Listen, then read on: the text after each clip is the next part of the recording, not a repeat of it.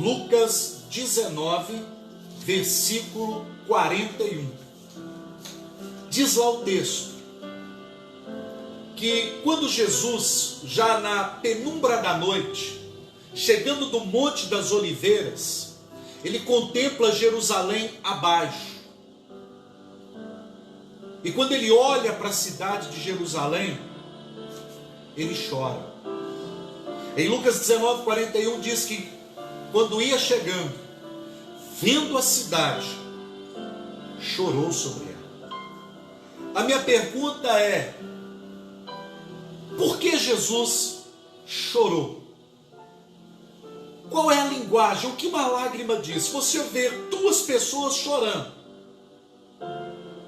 Elas podem estar chorando por razões diferentes. E nós não temos essa percepção de saber se aquele choro é de alegria, se é um choro de tristeza, se é um choro de decepção, se é um choro por uma grande conquista. Jesus não era de chorar. A Bíblia vai me mostrar por pelo menos 2 ou 3 vezes apenas que Jesus chora. Aqui nessa leitura de Lucas 19, 41, quando ia chegando, vendo a cidade, chorou sobre ela. Em João 11, capítulo 11, versículo 35, diz: Jesus chorou. E lá no Evangelho de Lucas também, capítulo 7, versículo 13, acerca daquela viúva de Naim, diz que ele se compadeceu dela. E o termo grego ali vai dar uma ideia de compadecido dela. É algo que é de entranha, que vem de dentro, que não dá para expressar. Quando falamos de lágrima, o que é uma lágrima? A nível científico, H2O e cloreto de sódio, água e sal. Mas nós servimos um Deus e Ele compreende bem a linguagem das lágrimas. Ele sabe o que te faz sorrir, Ele sabe o que faz você chorar. Em Apocalipse capítulo 21, versículo 4, Ele declarou: eu enxugarei dos vossos olhos toda a lágrima. Se Jesus não era de chorar, se a Bíblia me mostra que pelo menos por 3 vezes Ele chorou, por que Ele chorou num dia de festa? O subtítulo trata de a entrada triunfal de Jesus em Jerusalém. Era um momento apoteótico do ministério dele. Nem nos tempos de Esdras e Neemias, Jerusalém parou para fazer uma receptividade, uma festa, como fez naquele dia.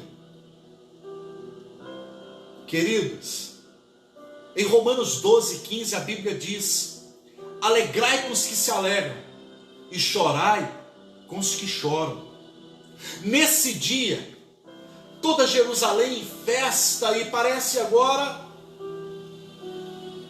é fato, é um paradoxo, todo mundo em festa, todo mundo clamando o nome dele, e ele chora. Mas o seu choro ali não expressava uma alegria, porque ele faz uma declaração em Mateus 23, 37, quando ele diz: Jerusalém, Jerusalém, que mata os seus profetas e apedrejas aqueles a quem eu tenho enviado. Quantas vezes eu quis te juntar debaixo das minhas asas, como a galinha junta os teus pintinhos, e tu não quiseste. Mas virão dias, Jerusalém, que vão te rodear, te encherão de trincheiras, e não ficará em ti pedra sobre pedra que não seja derribada. E nós bem sabemos que em 70 depois de Cristo, quando o imperador romano Tito invade Jerusalém, ele destrói tudo. Jesus não era de chorar.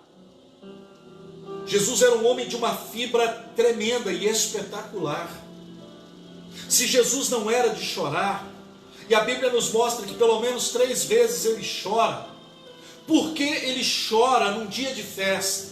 Por que ele chora num dia onde até música fizeram para ele? Quando a multidão começou a cantar, Baruch Rabá, B'Shem Adonai, bendito é aquele que vem em nome do Senhor.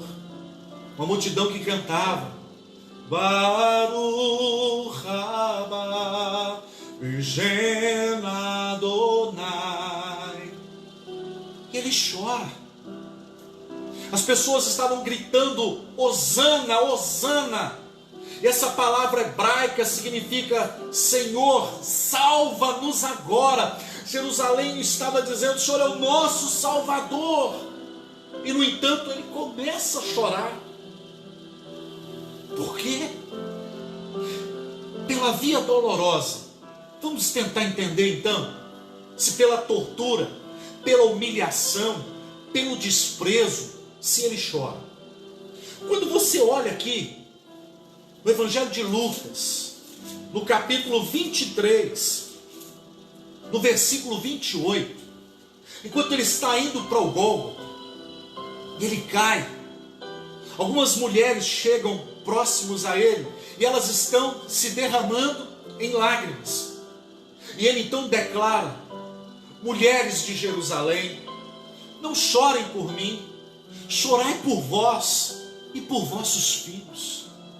Gente, no momento de dor, no momento de humilhação, ele ainda extrai forças para consolar. Então presta atenção, ele já tinha passado por uma quarentena. Como é que foi isso? Quando os soldados romanos o bateram nele com um azorrague, era um chicote com 12 tiras de couro. Na ponta desse chicote havia pedaços de chumbo, ossos de carneiro. Como era uma quarentena menos uma que era de misericórdia, ou seja, 39 chibatadas menos uma, 470 e poucas perfurações, e ele não derramou uma lágrima. Uma coroa de espinhos crava a sua fronte, e ele não derrama nem uma lágrima. Cuspiram nele, zombaram dele. O profeta Isaías faz uma declaração, 700 anos antes, vendo a cena da crucificação, ele faz a citação, dei a minha face como um seixo, ou seja, como uma pedra, para aqueles que me arrancavam os cabelos da barba, e para aqueles que me cuspiam no rosto. E ele não chorou. Espinhos de quase 5 centímetros cravando a sua fronte, ele não chorou. De repente um soldado romano, vendo os olhos dele, e o esmurra e diz, profetiza quem te bateu, e ele não derrama uma lágrima. Pela via dolorosa, ele consola as mulheres de Jerusalém, como eu mostrei aqui para você. Se pela tortura, pela humilhação, pelo desprezo, pelo ódio, ele não chorou, porque Jesus chorou num dia de festa. O que levou Jesus ali do Monte das Oliveiras, ao contemplar Jerusalém abaixo, olhar para aquela cidade e chorar por ela? Por que Jesus chorou? Quando ele está adentrando em Jerusalém, montado no jumentinho, as pessoas jogavam seus mantos nas ruas, as palmas, todos queriam participar daquele momento, era festa, o povo o aguardava, era como se fosse um feriado agora. O historiador Flávio Joséfo relata nos seus escritos que havia, pelo menos na época do Pêssar, da Páscoa em Jerusalém, quase 1 milhão de judeus. É uma declaração do historiador Flávio Joséfo. Quase 1 milhão de judeus estavam ali para o Pêssar, para a Páscoa. Então imagine a multidão como não estava Jerusalém naquela semana que antecedia a morte dele. O que é uma lágrima?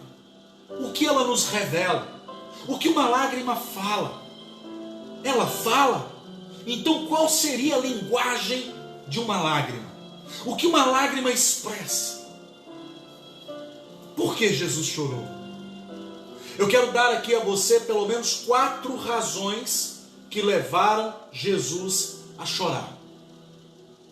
A primeira razão, o primeiro motivo que leva Jesus a não olhar para a multidão que gritava o seu nome, a não olhar as palmas sendo lançadas nas ruas, os seus mantos, o que levou Jesus a não olhar a música que fizeram para ele, as declarações, por que ele chorou? Primeira razão, superficialidade da religião. Quem estavam ali? Peregrinos de todas as partes para adoração, gente de todos os lugares que você imaginar estavam em Jerusalém naquele dia em um intuito de sacrificar, de adorar, de comemorar a Páscoa. Estavam ali religiosos, estavam ali pessoas para contemplar a maior construção arquitetônica da época. Está no Evangelho de João, capítulo 2, versículo 20, e replicaram: 40 anos, olha bem, 46 anos levou para edificar esse templo. Era algo lindo, majestoso. Estavam então ali muitos religiosos. Pessoas que entendiam tudo da letra, tudo sobre a Torá. Homens que dia após dia procuravam uma lei para colocá-la em prática. Eram 613 mandamentos. Eram não, está aqui no Antigo Testamento, 613, que depois foram resumidos para 10, e depois para 2. Amarás o Senhor, teu Deus, sobre todas as coisas, e ao teu próximo como a ti mesmo. Estavam ali religiosos, mas talvez você esteja se perguntando: por que superficialidade da religião? Por que superficialidade da religião? É muito simples. Essa entrada triunfal de Jesus se deu no domingo, que conhecemos hoje como Domingo de Ramos. E até os dias de hoje as pessoas têm por costume enfeitar as ruas, não é? Mas 5 dias depois, as mesmas pessoas que gritaram Baruch Rabá, Shem Adonai, bendito é o que vem em nome do Senhor, as mesmas pessoas que gritaram no hebraico Hoshana ou Hosana, Senhor, salva-nos agora, as mesmas pessoas religiosas que entendiam tudo sobre a letra, que buscavam um mandamento para cumpri-lo todos os dias, 5 dias depois, esses mesmos religiosos agora gritavam: mata esse homem, acaba com ele e solte a Barrabás. Eram as mesmas pessoas que estavam ovacionando ele no domingo, estavam dizendo: esse aí é o nosso Messias, é ele. As mesmas pessoas, 5 dias depois, mata, acaba com ele. É de chorar ou não é? Porque Jesus, ao olhar para Jerusalém, ele viu um centro religioso. Em Mateus capítulo 21, versículo 12, trata da purificação do templo. Quando ele vira as mesas de cambistas, ele declara: a minha casa será chamada casa de oração, mas vocês a transformaram num covil de ladrões e de salteadores. É os mesmos religiosos do nosso tempo, que olham para o rebanho e não veem vidas, não veem almas, veem cifras. transformaram a casa de Deus num comércio, onde se vendem apetrechos, gospel, manto, a espada, tijolinho, não sei o quê. Eles estavam ali, cambistas, era uma negociata só. Quando Jesus olha para aquilo, e ele sendo Deus, ele contempla, ele vê aquilo tudo acontecendo em Jerusalém. Agora, imagina comigo, eu citando Mateus 21:12 é uma coisa, mas imagine o próprio Senhor Jesus, o próprio Deus encarnado ali, dizendo: a minha casa será chamada casa de oração. E olha no que vocês estão transformando ela, num covil de ladrões e de salteadores. Jesus chorou, porque esses mesmos religiosos, que há 5 dias antes estavam gritando: viva, viva Jesus, eram os mesmos que agora disseram: mata, acaba com ele, porque ele vai prejudicar os nossos negócios. O apóstolo Pedro, escrevendo na sua epístola, diz que virão homens que farão de vós comércio. Então isso já é antigo. Segundo motivo que levou Jesus a chorar: as lágrimas dele revelavam, falavam o quê? Mostravam uma religiosidade. A religião, no seu sentido grego, lindo, religare, ligar o homem a Deus. Mas hoje, as religiões ligam a qualquer coisa, menos a Deus. Tudo é melhor agora. Deus não é mais o fim, se tornou apenas um meio para enriquecimento de muitos. Mas Jesus está voltando. Os sinais estão aí, queridos, à nossa volta. Hoje, num dia comum, eu estaria lá no templo pregando, os louvores acontecendo, mas olha o que o planeta está passando, olha o que a sociedade está enfrentando. Jesus está voltando, ele prometeu. Em Jeremias 1:12 ele diz: eu velo para que se faça cumprir a minha palavra, ele vai voltar. Segundo motivo que levou Jesus a chorar: superficialidade do louvor. Exatamente isso. Superficialidade do louvor. Olha o que diz a Bíblia no Evangelho de Marcos. Quero ler com você. Evangelho de Marcos, capítulo 7, versículo 6. Bem profetizou Isaías a vosso respeito: este povo me honra com os lábios, mas o coração está longe de mim. Verdade. Enquanto nós estamos na igreja cantando como é precioso, irmão, estar bem junto a ti, enquanto cantamos isso com os nossos lábios, o nosso coração diz: eu ainda vou dar o troco, isso não vai ficar de graça não. Ô meu irmão, a paz do Senhor, mas vacila para ver. O que nós aprendemos aqui, o que nós estamos vendo? Superficialidade do louvor, lábio desconectado com o coração. A boca está dizendo uma coisa, mas o coração grita outra. Jesus viu isso, ele disse: olha, Isaías profetizou a respeito de vocês, vocês me honram com os lábios. Com os lábios a gente fala tudo que é politicamente correto. Com o lábio a gente diz: tudo, ó Cristo, a ti entrego, tudo sim por ti darei. Mas na hora de realmente entregar para Deus aquilo que é devido a Ele, entregamos o resto do nosso tempo, o resto do nosso louvor, o resto da nossa adoração. E depois dizemos: tudo, ó Cristo, a ti entrego.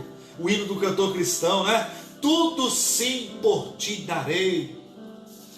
Hipocrisia pura. Ou então cantamos: abro mão dos meus sonhos, abro mão da minha vida, abre nada. Deus é segundo plano, é quando dá. Na sua vida não tem tido espaço na tua agenda para Deus.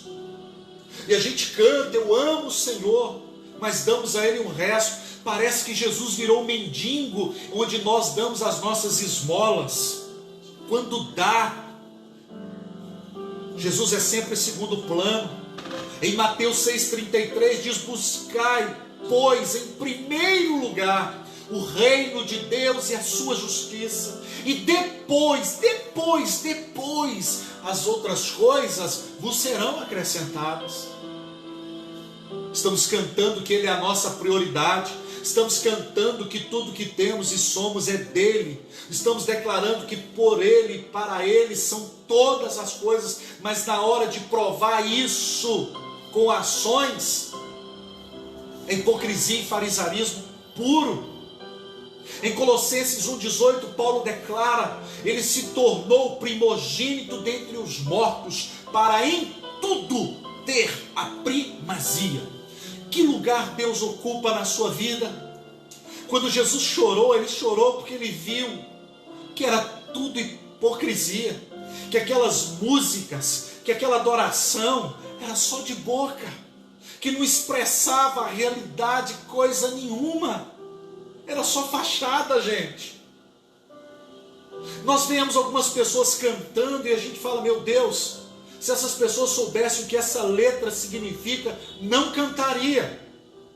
Porque se cantamos: todo, ó Cristo, a ti entrego, tudo sim por ti darei.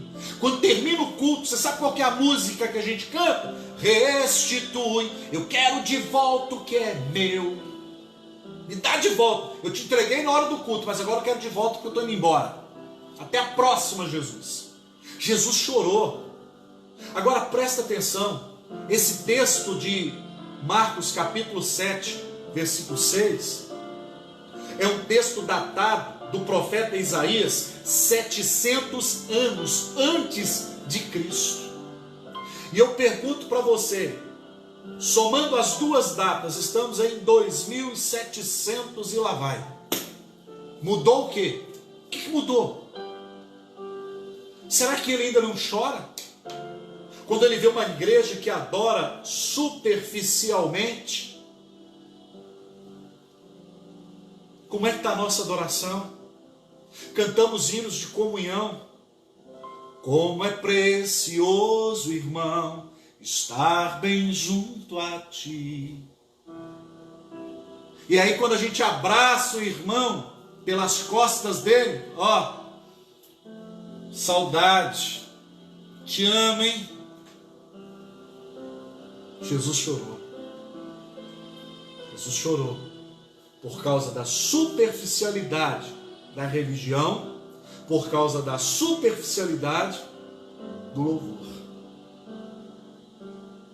As lágrimas falam muito. Às vezes uma pessoa não precisa dizer nada. O simples rolar de uma lágrima fala tudo. Terceira razão pela qual Jesus chorou: ingratidão. Você já chorou por ingratidão? Alguém já foi ingrato com você? Como você se sentiu? Qual foi o sentimento? Não dói? As pessoas que você mais ajuda, as pessoas que você mais apoia, depois são as primeiras pessoas a te apunhalar e a te trair. É verdade ou não? Você faz 99 favores. O dia que você não puder fazer um, você não presta. É assim que é. Quem é que estava gritando: mata esse homem, acaba com ele, solte a Barrabás? Quem era? Aqueles que ele alimentou, aqueles que ele curou, aqueles que presenciaram os milagres que ele fez, que ele realizou. Ingratidão é algo que dói demais, gente. dói, porque as pessoas que são ingratas conosco são pessoas que conviveram de perto com a gente, são pessoas que comeram na nossa mesa, são pessoas que participaram das nossas emoções, das nossas dores, das nossas lutas. São pessoas que estavam ali. E aí ficamos meio que incrédulos. Fulano, não, isso não é possível. Fulano é daqui de casa. Ele presenciou tudo, ele estava aqui. Ele viu o quanto a gente sofreu, ele viu o quanto a gente lutou, ele viu o quanto não foi fácil para nós. Eu não quero acreditar que fulano nos traiu. Eu não quero crer que ele nos vendeu por 30 moedas de prata. Eu não quero acreditar nisso. Isso é mentira. E dói. A ingratidão é algo que dói. Você empresta a sua batedeira lá de bolo, o seu liquidificador, enfim, para alguém, várias vezes. O dia que você falar, hoje eu não posso, você não serve mais. Nós vivemos hoje uma sociedade coisificada, onde nós estamos amando coisas e usando pessoas. Ao invés de amarmos as pessoas e usarmos as coisas, os valores inverteram. Hoje nós abraçamos, nós amamos de acordo com a conveniência. O que eu posso tirar dessa pessoa amanhã? Então hoje eu vou, estou aqui, estou junto, porque amanhã eu posso precisar. E aí a ingratidão vem e Jesus chora. Você imagina, você está diante de uma multidão e você vê nas pessoas, agora lá no meio da multidão, o homem da mão mirrada, o ex-mão mirrada, o ex-aleijado, o ex-cego, os ex-leprosos, estão tudo lá no meio da galera, da multidão. É bem verdade que a voz da maioria abafou a da minoria, mas a grande maioria pôde gritar: mata esse homem, acaba com ele e solte Barrabás.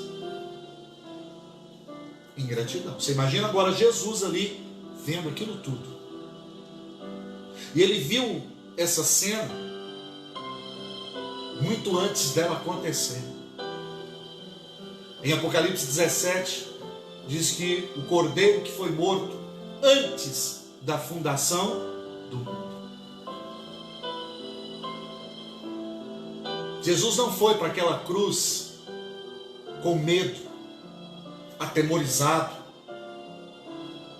Arranca da sua vida esse ensinamento errado, de que no Getsemane Jesus falou: Pai, se possível, passa de mim esse cálice, mas todavia cumpra-se a sua vontade e não a minha.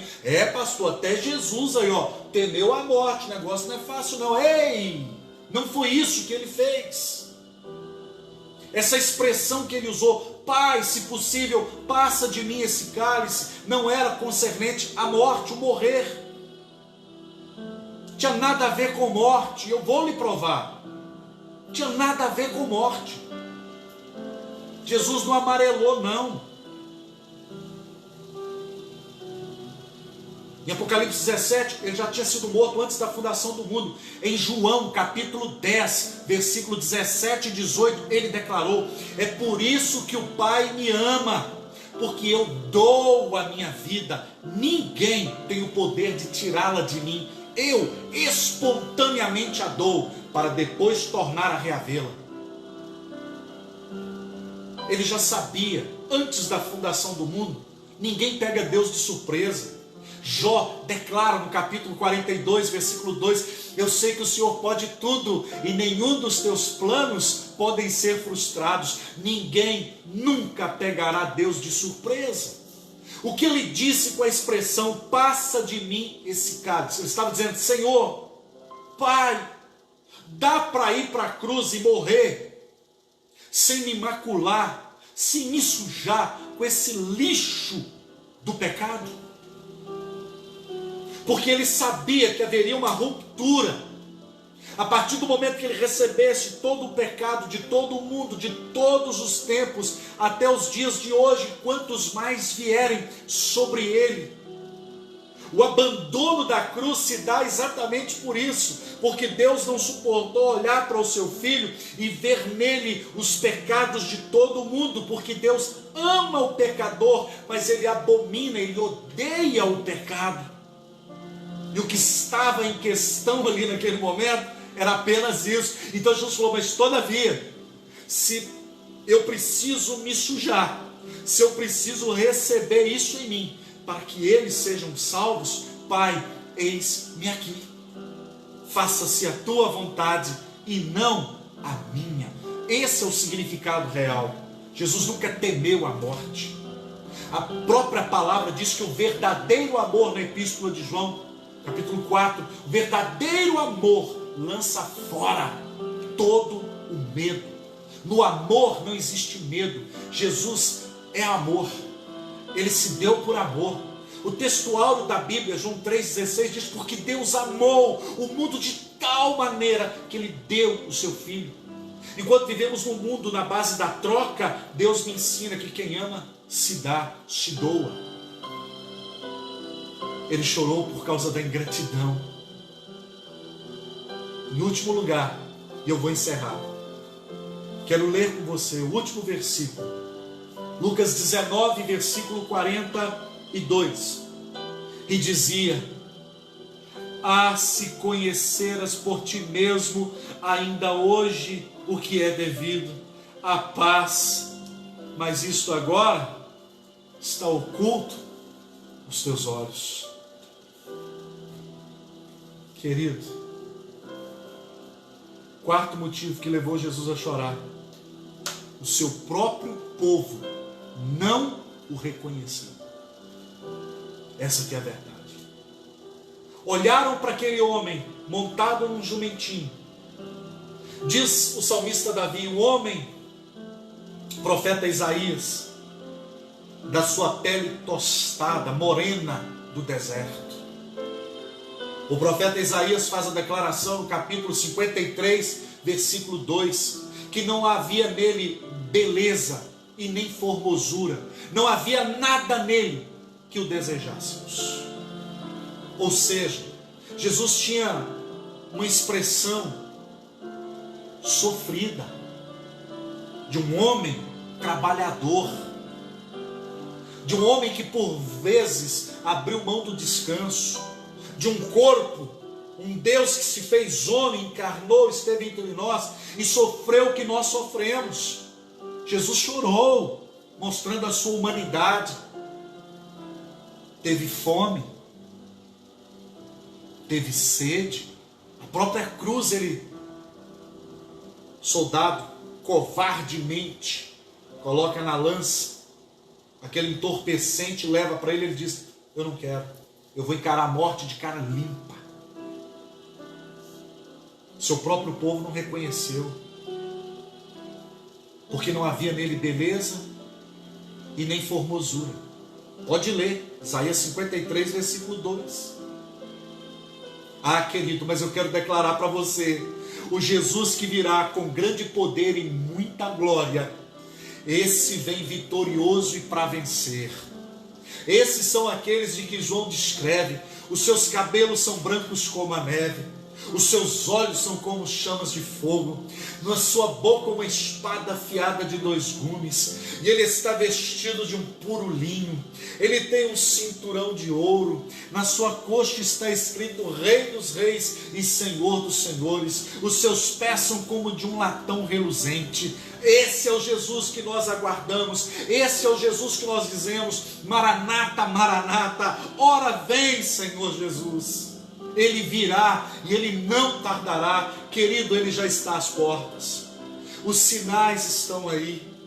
Prepara-te, ó Israel, para te encontrares com o Senhor teu Deus. Mas agora imagine comigo, há mais de 2000 anos atrás, montado num jumentinho, e ele dizendo: ah, Jerusalém, se você soubesse que quem está montado sobre esse jumento é o Rei da Glória, vocês não condenariam a morte daqui a 5 dias.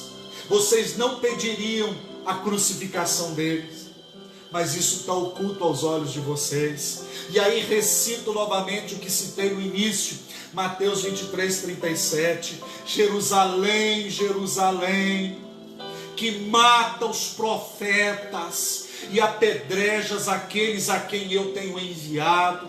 Quantas vezes eu quis te juntar debaixo das minhas asas, como a galinha junta os teus pintinhos, e tu não quiseste.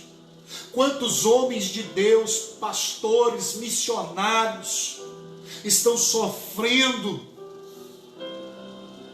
pregando o evangelho, não esse evangelho falsificado, rotulado aí já, como se é próspero, beleza, se não é, está em pecado ou não tem fé. Ah, querido, Jesus disse: olha, os pobres sempre os tereis convosco, mas a mim nem sempre. Jesus chorou porque o seu próprio povo não o reconheceu. Você já foi a alguma festa? Você já foi a algum encontro? Você já foi a alguma igreja, algum culto, onde as pessoas te olharam assim com desdém, te olharam com desprezo, te julgaram pela sua roupa, te julgaram pelo carro, ou porque você chegou a pé? Você já foi julgado assim em algum lugar? Como você se sentiu? Como a gente se sente quando as pessoas nos julgam? Olha pra gente assim, tipo assim: isso aí não é nada. Quem ele pensa que é? Imagina. Eu quero caminhar para o final agora dizendo para você por que Jesus venceu. Por que ele venceu? A entrada triunfal foi no domingo. A prisão, tortura, sexta-feira, sim? Essa sexta-feira hoje é conhecida como o quê? Sexta-feira da Paixão. O que a sexta-feira da Paixão nos lembra? Morte, traição, tortura, desprezo. Você que está me assistindo agora, você já teve a sua sexta-feira da Paixão? Todos nós temos. Todos nós em algum momento passamos por uma situação assim. Você sabe por que Jesus venceu? Porque o seu corpo, frágil, sofrido, torturado, quebrado no sentido das decepções e frustrações, dos açoites, porque era profético que nenhum osso do seu corpo seria quebrado. Então nenhum osso dele foi quebrado, porque o sacrifício tinha que ser perfeito. Então não é desse quebrado físico que eu estou falando. Sabe por que ele venceu? Porque o seu corpo estava na sexta-feira da paixão, mas o seu coração, os seus olhos estavam no domingo da vitória.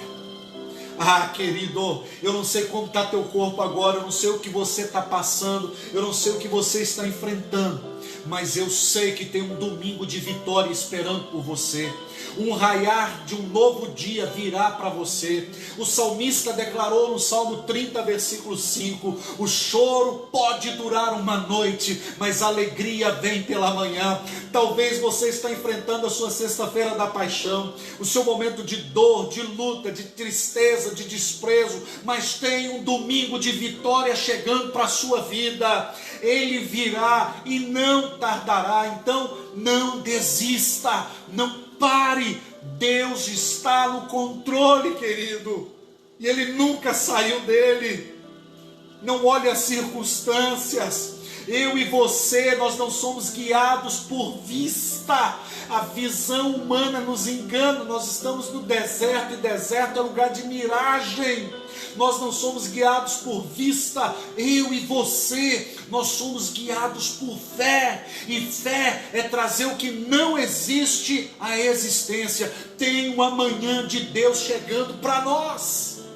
Jesus venceu, porque o corpo estava na sexta-feira do desprezo, da humilhação, da tortura, mas o coração estava no domingo da vitória. E é o que a Bíblia diz no Evangelho de Mateus: onde estiver o vosso tesouro, aí também estará o vosso coração. Se o teu coração está na tua casa e ela cair, teu coração vai junto. Se o teu coração estiver no carro e ele for roubado ou batido, teu coração vai junto. O nosso coração tem que estar no céu, porque se lá ele estiver, nada nos impedirá de chegar lá, porque onde estiver o vosso tesouro, ali estará o vosso coração. Então o nosso tesouro está no céu. O nosso tesouro é lá, é com ele, é um dia estarmos com ele. Então prepara-te. Em Apocalipse 16:15 ele declarou: eis que venho como um ladrão, bem-aventurado é aquele que vigia e guarda os teus vestidos, para que não ande nu e não se vejam as suas vergonhas. Querido, hoje é o tempo. Ele chorou por superficialidade da religião, superficialidade do louvor, ingratidão, e o seu próprio povo não o reconheceu.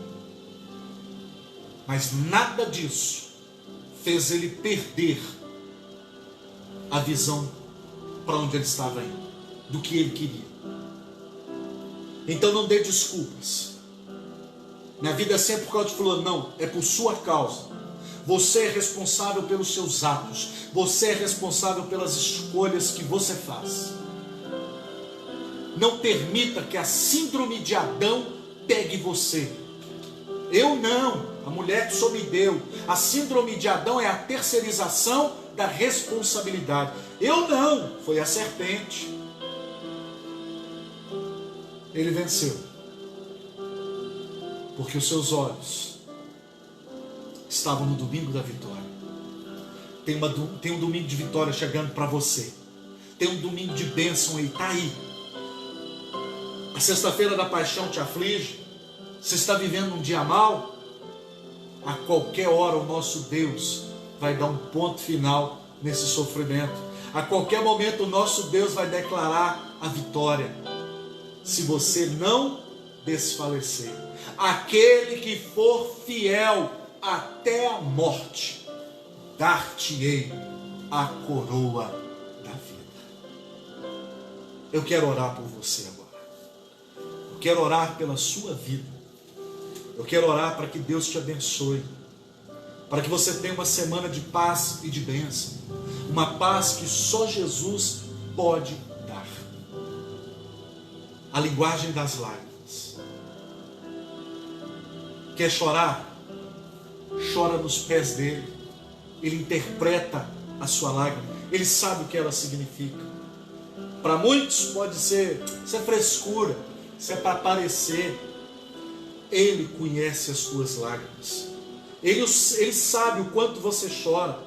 Quando você vai para o banheiro para tomar um banho e aproveitar para chorar debaixo do chuveiro para que ninguém veja. Ele sabe. Ele sabe o que te faz rir, o que te faz chorar. Ele vai enxugar dos teus olhos toda a lágrima. Quero orar por você. Grande Deus e Pai, nós colocamos agora diante do Senhor cada uma destas pessoas que participam deste culto. Ah, meu Deus, abençoe cada família, cada pai agora. Pessoas, meu Deus, que não sabem, que estão a se perguntar o que será essa semana, o que irá acontecer. Meu Deus, eu sei que o Senhor está no controle, isso basta. Não olhe, Deus, a pequenez de nossa fé. Não olha, Pai, as nossas limitações, mas guarda-nos, Senhor, e livra-nos, Pai, de todo perigo e mal. O anjo do Senhor acampa-se ao redor daqueles que o temem e os livra. Senhor, que essa nação venha temer ao Senhor, para que então possamos ser guardados por Ti. Obrigado, meu Deus, em nome de Jesus, por cada vida agora, hoje e sempre. Amém.